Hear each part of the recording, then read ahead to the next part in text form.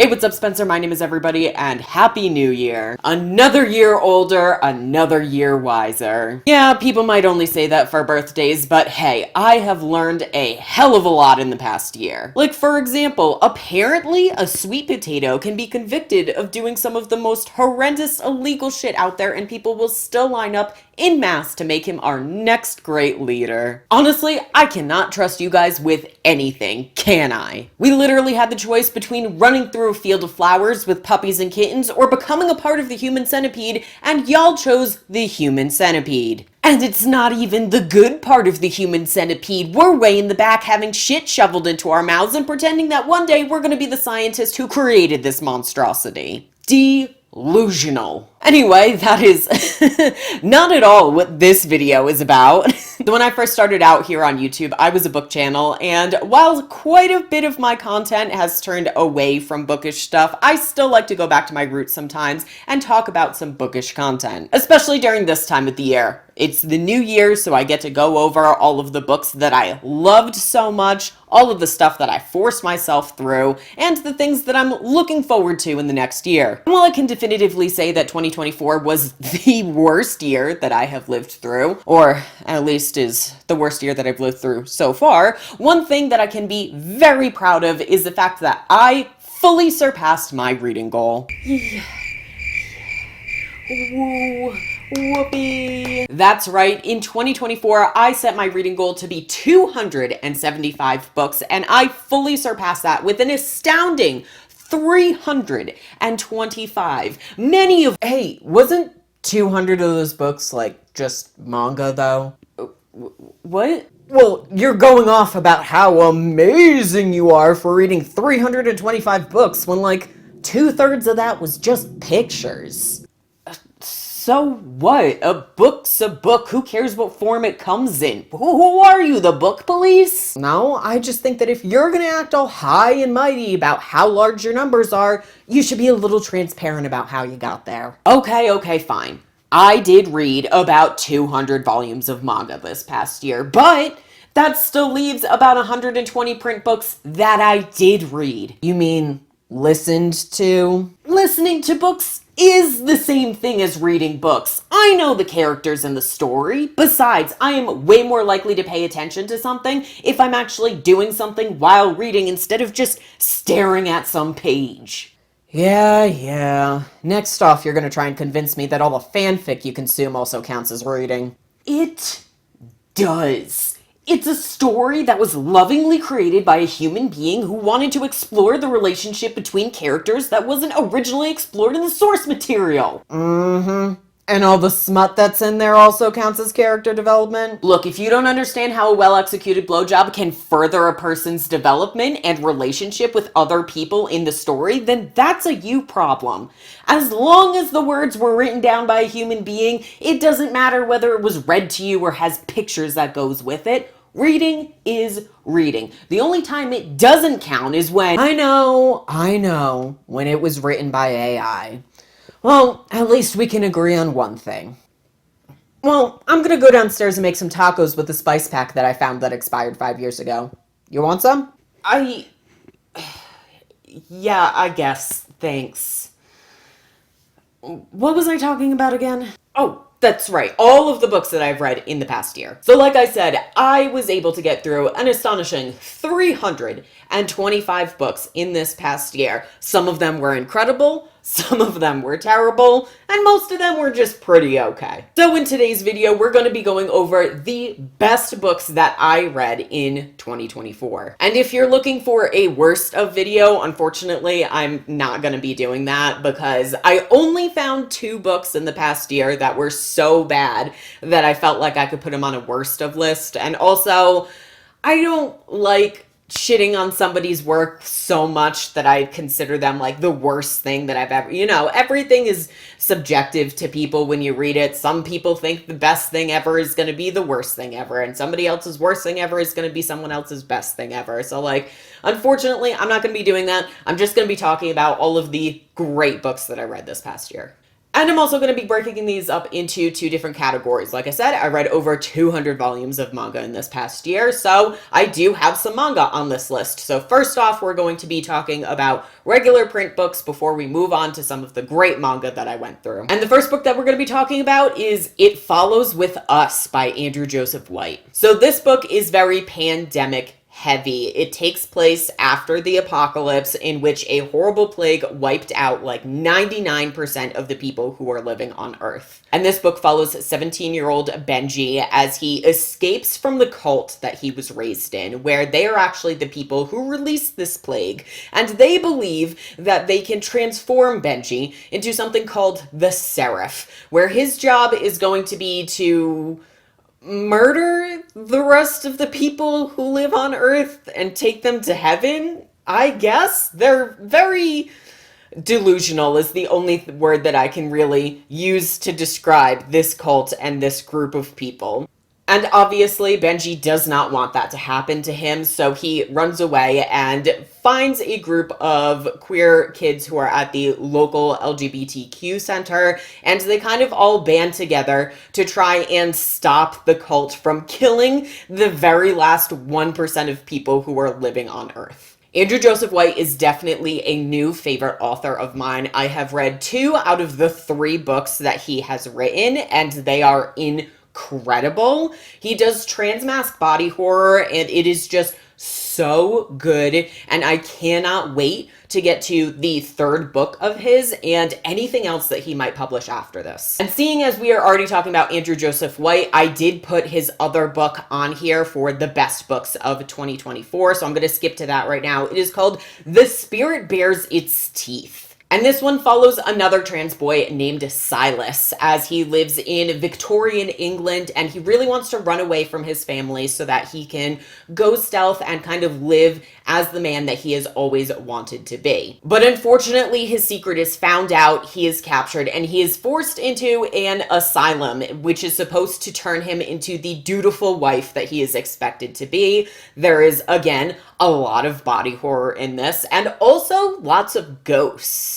This one hit me really, really hard. Silas says everything that I am thinking in my brain, and also some of the scenes were so horrifying that I actually got physically nauseous. Like, I usually can handle this type of stuff and it doesn't really faze me a lot, but some of the scenes, the way that they were described was just so...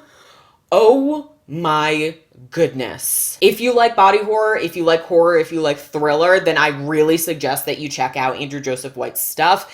If not, then probably stay away from it because he writes some pretty graphic stuff, but like in such an incredible way. The next book that I read was Who I Was With Her by Nita Tyndall. This is a YA contemporary book that follows Corinne as she is in love with her girlfriend, but unfortunately she does not feel very ready to come out about her queer relationship because she's very worried about how people are going to perceive her and how they're going to treat her once they find out that she is... I want to say bisexual, but I'm not 100, I can't fully remember. And one day, tragedy strikes when Corinne's girlfriend is unfortunately killed in a car accident. And now Corinne has to deal with the aftermath of losing her girlfriend when nobody knew that they were together. Nobody knew that they even really knew each other. And she is dealing with all of these emotions that she feels like she can't talk to anybody about because that would also require her coming out. And she has an incredible amount of shame and she feels so bad because her girlfriend wanted them to be out. She refused to be out about it. And now she cannot really be out about her love for her girlfriend because her girlfriend is gone. This book did make me cry. I do not cry often. It's really tough to get me to cry, but just the concept of me reading through this and knowing that it does not matter what choices Corinne makes. It doesn't matter whether she decides to come out now.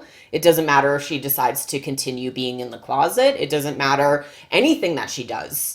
Because nothing is going to bring her girlfriend back. No matter what she decides to do, her girlfriend is going to stay dead. And that is just such It is just such a hard, heart-wrenching concept to deal with, that her choices technically don't matter in the long run of it, because Maggie is gone and there is nothing that she can do to bring her back. Oh my goodness, just so hard, so tough. The next book that I have is The Passing Playbook by Isaac Fitzsimmons, and this is another YA contemporary romancy type book. So this follows Spencer as he starts at a new school, and he is going stealth at this new school. At his old school, he was bullied and attacked for being trans, and so he decides that starting at this new school, he's going to go completely stealth so that he doesn't really have to deal with that anymore. And for quite a while, things are going pretty good.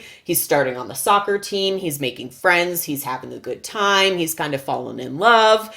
But then a law is passed that makes it so that trans kids are not allowed to play on sports teams for the gender that they identify as, which obviously causes a lot of issues, because now Spencer either has to quit being on the soccer team or come out about who he really is, which could potentially put him in a lot of danger and put him back in the place that he was in his previous school. This book was really cute. I really liked all of the characters. I really liked everything that was going on. It is so relatable to so much stuff that is happening here in America right now, where this is the lives that a lot of kids are living nowadays, unfortunately, where they have to choose between being safe, between being allowed to do the things that they want to do, between just living their regular lives. And this was hard to read, but also so good, and I really liked all of the relationships that were going on in here. The next book that I read was The Eyes Are the Best Part by Monica Kim. This is kind of a thriller book in which our main character's parents end up getting a divorce, and her mom starts dating a white man while she and her family are Korean, I believe. And our main character really does not like this man that her mom is dating. It is very clear to her that he is only dating her mom because he's got yellow fever and he really kind of fetishizes Asian women. And things start to get a little bit crazy, where we can't really tell when things are real, when things are just a dream. There's a lot of stuff going on with eyes, obviously, based on the title. And things just kind of really get crazy is the only way that I can describe it. Oh, this was such a good book and such a good exploration of the way that like men can treat women and the way that men can be trying to be feminist but doing it too hard, so now they're actually kind of looping back around into being misogynist again. Like there was one character who was being like, oh well, it's okay that you obviously don't recognize that this thing is happening to you because you're in the middle of it and all this stuff, and basically kind of trying to explain oppression to the main character when she herself should know the best, because she's the one who's living in it. She knows what's going on in her life more than this random guy does. It was very interesting, very compelling. I've heard a lot of people really like this book, and I definitely agree that it is really one that you should check out, especially if you like kind of freaky stuff. This is a good freaky book. The next book that I read was The First Bright Thing by J.R. Dawson. This book was actually given to me by a friend who knows the author, and I'm really, really glad that she did, because this book was so incredible. So this follows a group of circus people as they travel around America in what I believe is the 1930s. And all of the people who are a part of this carnival have magical powers that allow them to do these really interesting things. And the big thing is that they are trying to hide from kind of like an evil carnival man who is coming after their ringmaster, the person who like leads their entire carnival, but also because their ringmaster can kind of like travel through time, they have seen visions of World War II coming, and they want to try and do their best to make it so that that doesn't happen. I listened to this entire book in one sitting because I was on a car ride. I was driving from here in Colorado to Rhode Island, and so I was listening to this, and it was so good. Oh my goodness. Anytime I had to stop and get gas, I was immediately like trying to fill up as quick as I could so I could jump back in and get back to the book because it was so compelling. I loved all of the characters in it. I loved their relationship. I loved all of the different powers and everything that was going on. It was so good. There's also a lot of queer relationships in this where we have some polyamory going on. We have some lesbian relationships going on. And it was just, great. This is the first book that this author has ever published, and I'm very excited to see what else they are going to be doing in the future, because if this is their debut novel, I cannot wait to see what else that they have coming in the future. Next up, we have Boys in the Valley by Philip Casasi.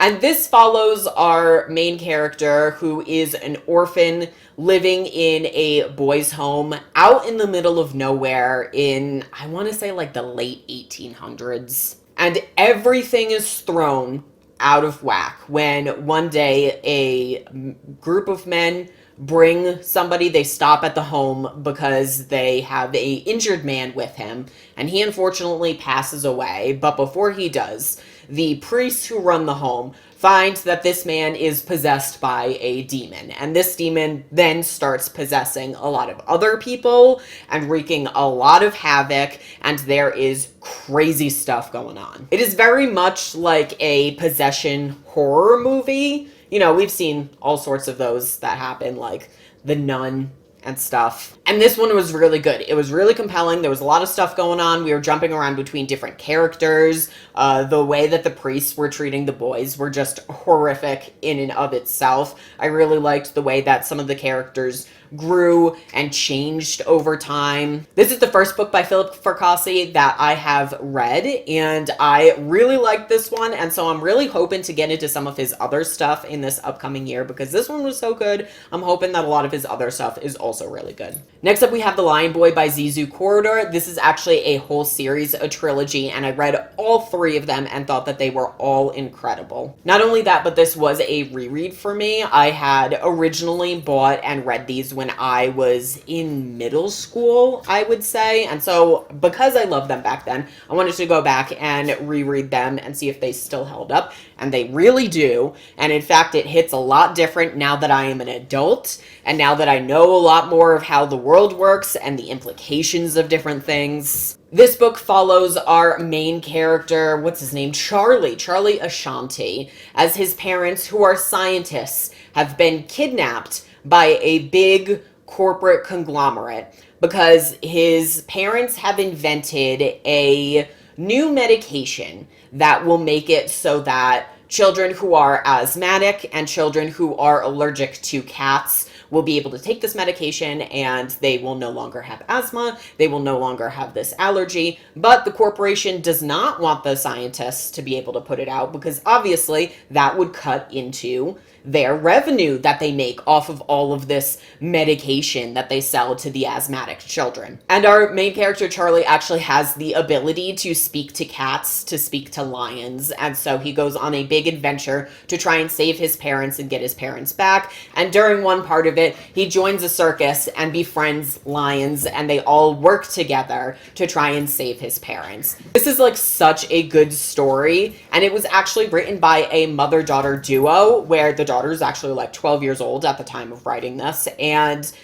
it was just so good and just so, oh my goodness, there was there was one part that really hit me because apparently in this, it takes place in kind of like the future, although we do not get an exact like year. It's clearly supposed to be at some point in the future based on how they kind of have like flying cars and stuff like that. But there is one part in which we learn that Ukraine has been bombed so much that people, the Ukrainian people, now just live on these boats that are forever sailing the seas.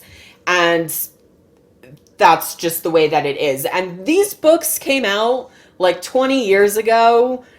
And now that I am obviously an adult and we got the whole war in Ukraine going on right now, I'm like, oh my God. The implications of this book, holy crap. Like, I could definitely tell what parts of the book that the mom wrote versus what parts the kid probably had more of an influence on, because whew, some of the political aspects of these books hit a little bit too hard for these being kid books, you know? The next book that I have is Tender is the Flesh by Augustine Baztereka. This is a translated novel. I'm not quite sure which language it's translated from. Argentine novelist, so, I don't know what language they speak in Argentine, but translated from there into English. And this is a novel about a world in which we one day randomly are not able to eat animal meat anymore. If you do, you get sick and you die. And so now we have changed things so that we do cannibalism. And this follows our main character who works at a processing plant for this cannibalist, processing human flesh and killing the humans that are going to be turned into meat and have their meat sold. And it really goes through all of the different steps that comes with this and how they have developed into this type of world where we have all of these different types of cattle and how we are making bags out of human flesh and like all of this different stuff. It is a really great analysis of a lot of things that are going on in the world and racism and sexism and all of that. And this really, really reminded me of A Modest Proposal by Jonathan Swift, which was a parody paper that Jonathan Swift put out in the 1700s, where it's about 5 pages long.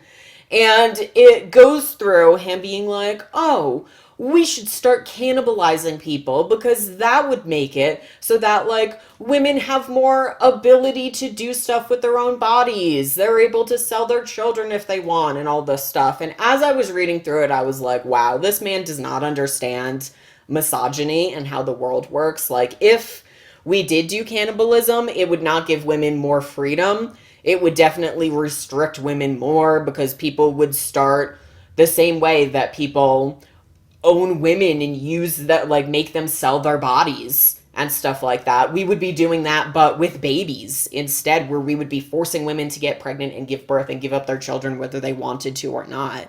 And this book really explores that. This book goes into how it would actually be very debilitating and very horrifying if we had a world in which now we are eating human flesh instead of animal flesh. And the last book that I want to talk about is The Adventures of Amina al-Sarafi by Shannon Chakraborty. This is a very fun, interesting, adventurous novel where we are doing Muslim pirates back in...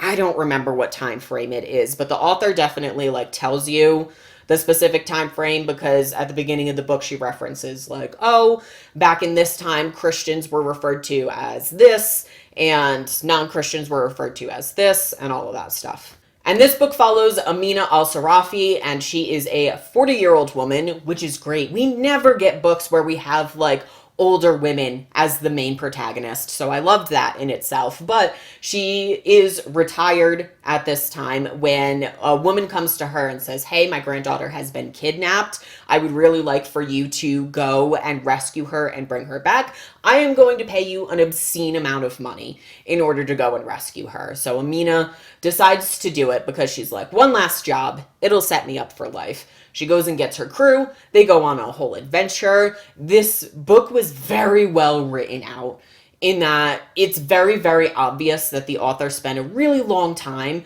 thinking about the characters and the relationships between the characters and their history together. At some points, I did feel as though I was in the middle of a series because they were referencing so many things that had happened in their past that it kind of made it feel as though I was picking up in the middle of a series and that I had missed some stuff, but the author goes through it enough throughout the course of this book. This is kind of a long book. I think it might be 600 pages. That eventually it's fine. You end up getting enough of the context for it that you don't really feel like you're missing stuff. And not only that, but this is the first book in a series, so there will be more coming out after this. I believe that the second book is coming out at some point this year. So I'm sure that we will get more context to their relationships and the history between everybody than what we already have. All right, so that is everything for the print books that I have read this year. Now let's get into some of the incredible manga that I read. The first book that I read is Perfect World by Rei Aruga. This is a love story between these two characters in which when they were in high school, she had a crush on him, but then they ended up,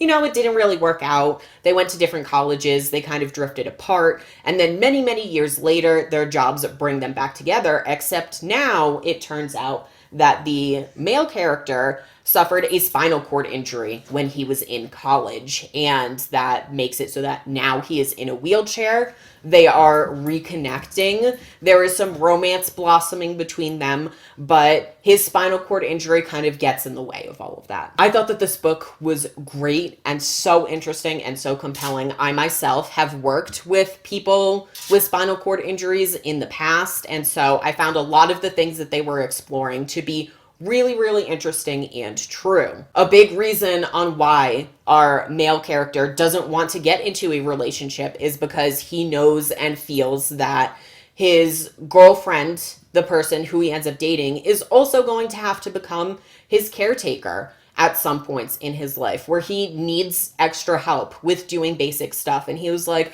I don't want my girlfriend to be wiping my ass because that's not sexy. That's not fun. Because I have a spinal cord injury, I cannot control my bowels, which means that sometimes when I'm out in public, I just shit myself. And that's super unsexy. And I don't think that anybody would be into that. And I don't want people to be into that. So I'm not really interested in romance and trying to get in a relationship with anybody because of this. I'm sorry if you can really hear my dog and her collar dingling a whole bunch. I just found so much of this book to be so true and so great and goes through a lot of the struggles that people in wheelchairs have in Japan, because Japan is not as accessible for people in wheelchairs as America is, because as far as I know, they don't really have any laws that require wheelchair access in many places. Our main male character is actually an architect, and so he tries to push architect that is going to be more wheelchair and disabled friendly, but a lot of people aren't really going for it because it's not a requirement for them to follow it by law, and a lot of them are like, oh, well, I don't really have anybody in a wheelchair come into my shop anyway, so why would I need to do that?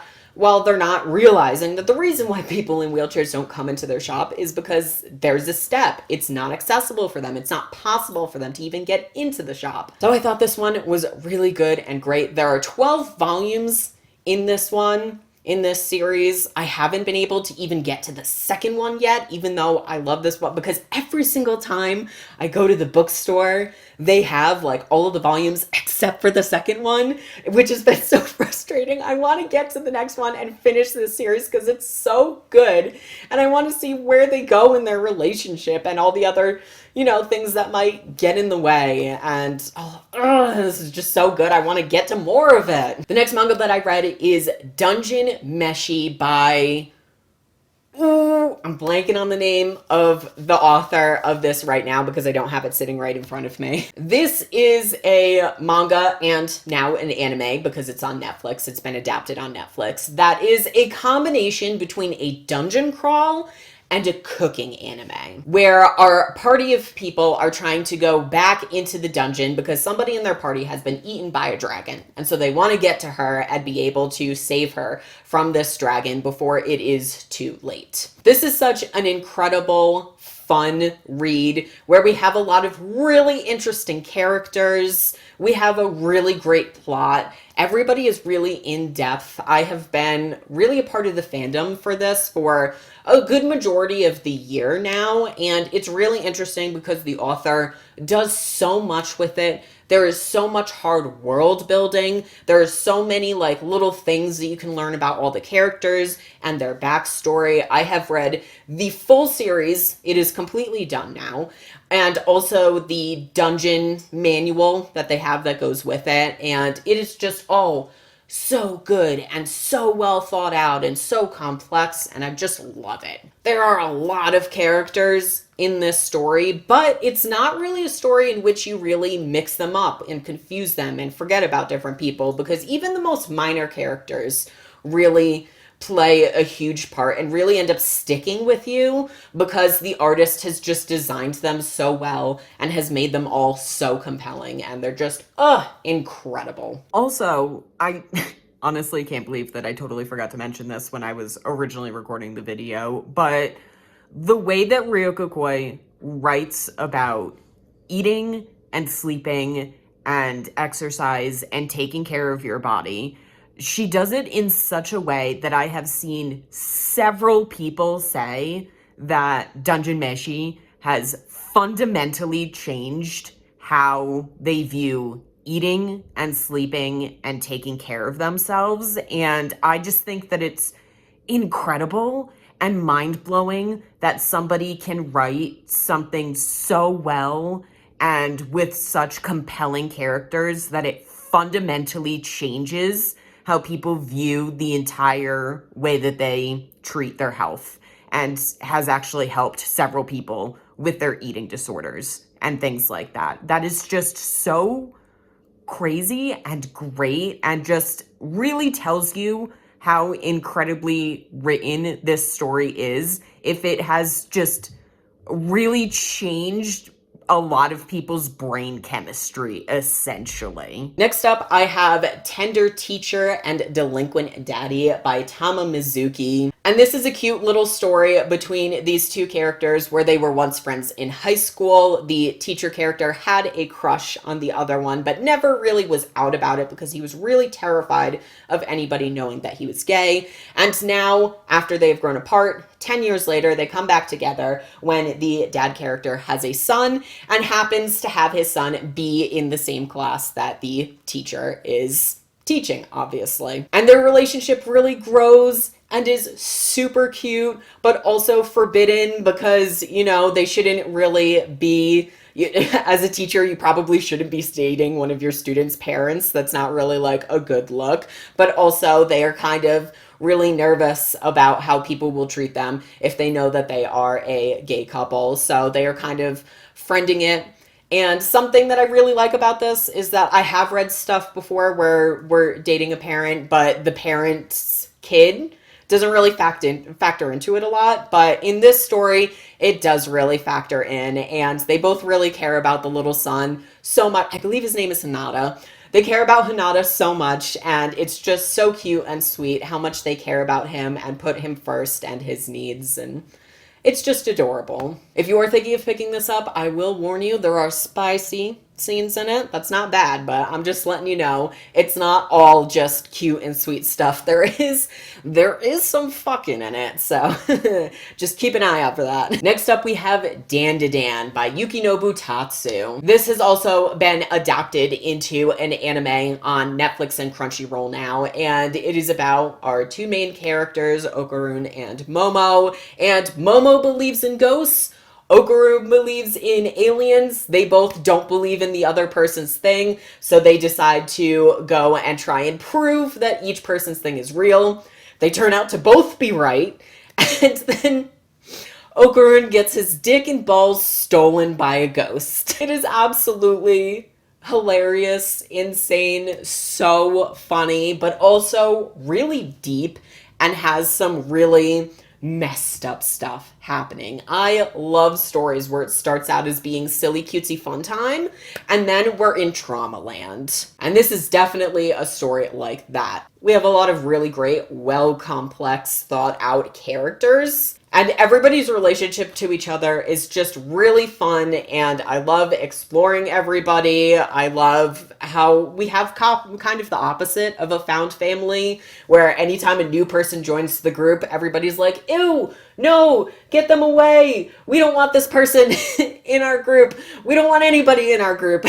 And the chemistry between Momo and Okarun is so adorable. They are so cute, and I love them together so much. It is not often that I will really be about the male-female pairing in a relationship, but this one is done so well and is just so adorable that I just can't not root for them and want them to be together. All right, we're getting close to the end. We are almost there. The second to last manga that I read is Mob Psycho 100 by One. This is the same person who wrote One Punch Man, so if you like One Punch Man, then you'll probably like this one. And this story follows our main character, Mob, who has psychic powers, but he's also kind of basic, I guess is the only way that I can describe it, where he's not popular, he's not funny, people don't really like him, he's kind of all on his own trying to figure out his way through middle school while having these psychic powers. And the thing that I really like about this story is it really pushes the idea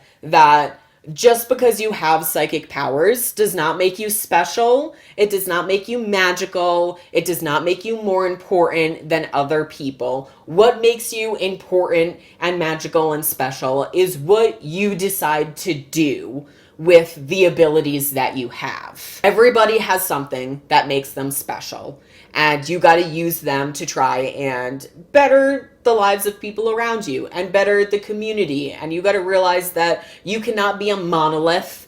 That is not something that is the way that humanity works, and you cannot survive as a monolith. Like, no matter how independent you try and make yourself out to be, you have to rely on other people. Like, you could be the most magical person in the entire world, but if you don't know how to fix a toilet, you need somebody to come and fix your toilet, you know? There's no way for you to be able to do everything in the entire world. You have to be able to rely on other people and recognize that other people have value in what they can provide for humanity. And the last book, this is not a manga, it is more of a comic book that I read in this year, 2024, that was amazing, was The Flintstones by Mark Russell and Steve Pugh. P-U-G-H. You tell me how I'm supposed to pronounce that. I'm not 100%. So, obviously, we are familiar with the characters from the Hanna-Barbera show, The Flintstones, but this one goes into kind of a darker, more realistic version of this show, where we got all sorts of politics going on. We have religion, we have where we're trying to figure out all sorts of the way that we want to run our society and all of that. And it's really funny, but also gets really deep. I was really impressed and blown away by the stuff that was going on in this. Like, we have a genocide, we have our main character, oh God, his name isn't Barney. I know Barney's the other one. I can't remember what but he is a veteran from a Vietnam-esque war. And it's just really great, all of the different concepts that they explore, especially since it's the beginning of humanity and civilization. They're really starting everything new and trying to figure things out. So they're kind of have the opposite values when it comes to relationships or to religion and all sorts of things. And it's just so interesting, and I really suggest that you check it out. Anyway, so that was all of the best books that I read in 2024. What were some of the great books that you read in this past year? Please let me know in the comments down below. I would really like to check some of them out. Even though I shouldn't, I have way too many books on my TBR, but oh God, anytime something sounds good, I can't help but put it on there. Oh man. Anyway, thank you so much for hanging out with me today. Don't forget to click like, share, and subscribe if you want more stuff like this. But besides that, make sure that you stay safe and have a fantastic day. Bye.